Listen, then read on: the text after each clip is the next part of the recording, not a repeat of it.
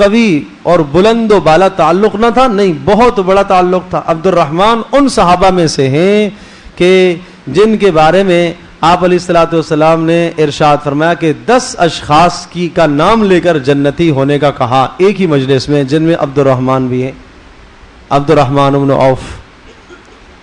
تو اتنی فضیلت ہونے کے باوجود، اتنا تعلق ہونے کے باوجود بھی نبی علیہ الصلوۃ والسلام کو انہوں نے مدعو نہیں کیا. پتہ چلا کہ یہ چیز ایسی نہیں تھی. وہاں شادیاں بالکل آسان اور بالکل سادہ تھیں کہ جو وقت میں میسر ہو گیا، بس 2-4 آدمی مل گئے، نکاح کی تقریب میں شریک ہو گئے. آپ نے کہا اچھا بھائی عبد الرحمن تھوڑا سا ولیمے کا اہتمام کر لو. اللہ کے رسول کیا کر لوں؟ ایک بکری ذبح کر کے ولیمہ کر لو. انتہائی سادہ شادیاں تھیں وہاں. آج مجھے یہ بتاؤ کہ ہم اپنے ماحول اور معاشرے میں چچا زاد، خالہ زاد، ماموں زاد، قریبی تعلقداروں کو چھوڑو، پڑوسیوں کو، اگر کسی کے ہاں شادی ہے اور اگر اس نے ہمیں نہ پوچھا، غلطی سے ہم رہ گئے تو کیا حال ہوتا ہے؟ پھر ساری زندگی کی ناراضگی. کیوں ہے ایسا؟ اس لیے کہ ہم مکمل اسلام میں داخل نہیں ہوئے. یہاں ہم نے اپنے احساسات کو، اپنے جذبات کو، اپنی سوچوں کو اسلام کے تابع نہیں کیا. تو کامیاب جب ہو جاؤ گے کہ جب اپنے احساسات کو، اپنے جذبات کو، اپنی محبتوں کو، اپنی نفرتوں کو، اپنے تعلقات کو، سب چیزوں کو اسلام کے تابع کر دو. ادخلوا فی السلم، اے مسلمانوں سب کے سب تم صلح میں داخل ہو جاؤ. تم اللہ کے احکام کے سامنے گردن ڈال دو. سلم کا معنی گردن ڈال دو، جھک جاؤ. بس جو اللہ کا حکم آیا وہاں اپنا جذبہ نہ دیکھو، جو اللہ کا حکم آیا وہاں اپنا احساس نہ دیکھو، جو اللہ کا حکم آیا وہاں اپنی خواہش نہ دیکھو. جو اللہ کا حکم آیا اس کے سامنے سب کچھ قربان کر دو، سب کچھ لوٹا دو. تو تب تو کامیاب ہے. اور فرمایا وَلَا تَتَّبِعُوا خُطُوَاتِ الشَّيْطَانِ، اگر تم ایسا نہیں کرو گے، اگر عبادات میں تم نے اللہ کے حکم کو دیکھا، عقائد میں اللہ کے حکم کو دیکھا، معاملات اور معاشرت میں تم آزاد ہوگے، اور سیاست میں تم آزاد ہوگے، اٹھنے بیٹھنے لین دین میں تم آزاد ہوگے، تجارت میں تم آزاد ہوگے، تو یاد رکھنا ایسا کرو گے تو یہ شیطان کی پیروی ہے. یہ شیطان کی پیروی ہے. وَلَا تَتَّبِعُوا خُطُوَاتِ الشَّيْطَانِ، شیطان کے نقش قدم پر نہ چلنا. کہ اس چار دیواری سے اگر تم نکل گئے کسی بھی معاملے میں تو پھر سمجھ لو کہ آپ شیطان کے پیروکار بن گئے.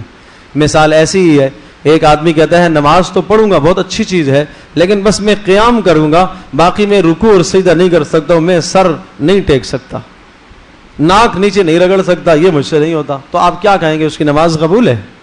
نہیں قبول ہے. ایک آدمی کہتا ہے ہاں حج بڑا عظیم رکن ہے، لیکن میدان عرفات میں نہیں جا سکتا، وہاں بڑا رش اور بھیڑ ہوتی، نہیں جا سکتا. تو کیا کہیں گے؟ اس کا حج قبول ہے؟ نہیں. ایک آدمی کہے گا کہ حج کے دنوں میں ایسا کر لیتا ہوں کہ بیت اللہ خالی ہے، میں یہاں حجر اسود کو چوم لیتا ہوں اور خوب یہاں غلاف پکڑ کے دعا کروں گا، اور حاجی سارے وہاں عرفات میں لبیک اللہم لبیک کہہ رہے ہیں، یہ یہاں بیٹھا ہوا ہے. کیا کہا جائے گا؟ اس کا حج ہو گیا یا اس نے کوئی ثواب کا کام کیا؟ گناہ ہے. روزے اتنے رکھے، اب عید والا دن ہے، عید الفطر والا، یکم شوال. ایک آدمی کہتا ہے 29 کا مہینہ رمضان کا گزرا ہے، 29 روزے ہوئے ہیں، چلو ایک روزہ میں اور رکھ لیتا ہوں، کون سی مشقت ہے بھائی، جہاں 29 صحیح برداشت ہوئے تو ایک اور کر لوں گا. تو آپ کیا کہیں گے؟ اس کا روزہ ہو جائے گا؟ وہ حرام کام کرے گا. حالانکہ روزہ رکھا ہے اس نے، اور 29واں روزہ تھا تو ثواب، اور اب چاند ہو گیا اور اس کے بعد جو اپنی طرف سے وہ 30واں رکھتا ہے، عید والے دن رکھ رہا ہے، تو یہ حرام کام کر رہا ہے. یہ روزہ رکھ کر بھی حرام کام کر رہا. کیوں؟ اس لیے کہ اللہ کے نبی نے ایسا حکم نہیں دیا. تو دین اتباع سکھاتا ہے، اللہ اور اس کے رسول کی اتباع کا نام ہے. جو حکم آ جائے اس حکم کے سامنے اپنے آپ کو زیر کر دو. افحکم الجاہلیت یبغون، کہ کیا تم جاہلیت کی زندگی کو اپناتے ہو؟ ومن احسن من اللہ حکما لقوم یوقنون، اللہ کے فیصلے اور اللہ کے حکم سے اور اللہ کے احکام کے علاوہ اور کون سی چیز تمہیں اچھی ملے گی؟ کیا معاملات، معاشرت، عقائد، تجارت، اس میں جو اللہ نے اور اللہ کے رسول نے تمہارے لیے ضابطے تجویز کیے ہیں، عقائد میں، معاملات میں، معاشرت میں، تجارت میں، وہ ضابطے تمہارے لیے سب سے بہترین ہیں، اس سے اچھے کوئی اور ضابطے نہیں ہیں. تم یہ کہو کہ نہیں میں اپنی مرضی کے مطابق تجارت کروں گا، یا یہ میں فلاں تہذیب اور تمدن کے مطابق اپنی تجارت کو لے کے آنا چاہتا ہوں، تو تم ناکام ہو جاؤ گے، تم شیطان کی پیروی کرنے والے سمجھے جاؤ گے۔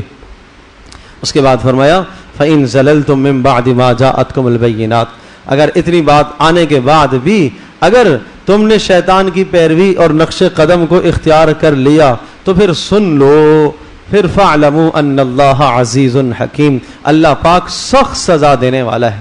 فوری کیوں نہیں دیتا؟ اس کی حکمت کا تقاضا ہے، تمہیں اس نے مہلت دی ہوئی ہے۔ وَلَا تَرْكَنُوا إِلَى الَّذِينَ ظَلَمُوا فَتَمَسَّكُمُ النَّارُ، اور ان لوگوں کی طرف ذرہ سا میلان بھی نہ اختیار کرنا جنہوں نے ظلم کیا، جو اللہ اور اس کے رسول کے باغی اور نافرمان ہیں۔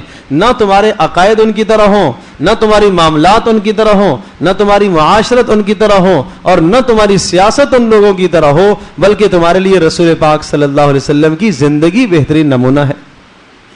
اور ایک اور آیت جس میں ارشاد فرمایا وَلَا تُفْسِدُوا فِي الْأَرْضِ بَعْدَ إِصْلَاحِهَا، دیکھو اس کائنات میں، اس دھرتی میں اللہ تبارک تعالیٰ اور رسول اکرم صلی اللہ علیہ وسلم کا قانون نافذ ہوگا، وہ چلے گا۔ اب جو اس قانون کو توڑنے کی کوشش کرے گا، چاہے وہ انفرادی کوشش کرے یا اجتماعی کوشش کرے، دین کو مٹانے کی کوشش جو کرتا ہے یا دبانے کی کوشش کرتا ہے، اور وہ یہ چاہتا ہے کہ یہ دین کا حکم زندہ نہ ہو، تو قرآن کی اس آیت کے تحت وہ زمین میں فساد پھیلا رہا ہے۔ اللہ پاک نے اس دھرتی کو بنایا اور اس دھرتی کو چمکایا ہے نبیوں نے آ کر، اور نبیوں نے اس میں توحید کو پھیلایا، اللہ کے پیغام کو پھیلایا، لوگوں کو اللہ کے در پہ جھکایا، اللہ کے سامنے سجدہ کرایا۔ اب اگر کوئی آدمی اس کے خلاف کر رہا ہے تو سمجھو کہ وہ بنائی کائنات کو بگاڑ رہا ہے۔ آپ دیکھتے نہیں ہیں، ایک کمار برتن بناتا ہے مٹی کے، اور صبح سے لے کر شام تک محنت کرتا ہے، اگر کوئی آدمی اس کے مٹی کے بنے ہوئے برتن بھی توڑ دیتا ہے، اسے کیسے غصہ آئے گا؟ وہ برداشت نہیں کر سکتا کہ اس کی محنت پر کیوں پانی پھیرا گیا ہے۔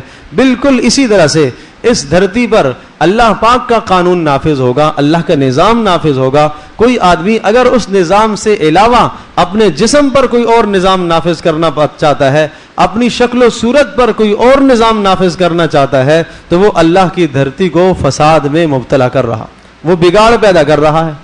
اس لیے حکم دیا کہ جناب وَلَا تُفْسِدُوا فِي الْأَرْضِ بَعْدَ إِصْلَاحِهَا، تم اس کائنات اور اس دھرتی میں تم فساد نہ مچاؤ۔ تو اس لیے جو باتیں آپ سے عرض کی ہیں، ان باتوں پر ہم عمل پیرا اگر ہو جائیں، اور یہ آیت اگر آپ کے دل میں نقش ہو جائے تو سمجھ لو کہ پورے رمضان کا بیٹھنا اور یہ سب مشقت کرنا، یہ سب فائدہ ہو جائے گا۔ اگر یہ آیت دماغ میں آ جائے، کیا اے ایمان والو مکمل طور پر صلح میں داخل ہو جاؤ۔ وَلَا تَتَّبِعُوا خُطُوَاتِ الشَّيْطَانِ، اور شیطان کے نقش قدم پر نہ چلنا۔ إِنَّهُ لَكُمْ عَدُوٌّ مُبِينٌ، وہ تمہارا کھلا دشمن ہے۔ اور فَإِن زَلَلْتُم مِّن بَعْدِ مَا جَاءَتْكُمُ الْبَيِّنَاتُ، پھر بھی اگر اس کے بعد بھی تم اگر پھسل گئے تو پھر سمجھو کہ اللہ تبارک تعالیٰ سخت سزا دینے والا ہے۔ پھر اس اسلام اور اس مذہب اور اس دین اور اس قرآن کو چھوڑ کر کسی بھی طرح کی زندگی اختیار کرو گے، چاہے وہ کتنی بڑی ڈگریاں لے کے آ جائے، لیکن اگر قرآن اور حدیث سے غافل ہے تو وہ جاہلیت کی زندگی گزار رہا ہے۔ افحکم الجاہلیت یبغون، کہ وہ جاہلیت کی زندگی۔ اور تیسری آیت یہ پڑھی وَلَا تَرْكَنُوا إِلَى الَّذِينَ ظَلَمُوا فَتَمَسَّكُمُ النَّارُ، جن لوگوں نے ظلم کیا، جو اللہ اور اس کے رسول کے باغی ہیں، ان کی طرح اپنے جذبات نہ رکھنا، احساسات ان کی طرح نہ ہوں، محبتیں ان کی طرح نہ ہوں۔ تم نے اللہ اور اس کے رسول کی زندگی کو اور ان کے بتائے ہوئے اصولوں کو مقدم رکھنا ہے۔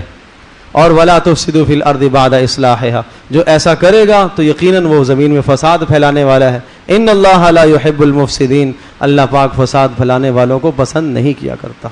اللہ پاک مجھے بھی، آپ کو، ہم سب کو عمل کی توفیق نصیب فرمائے۔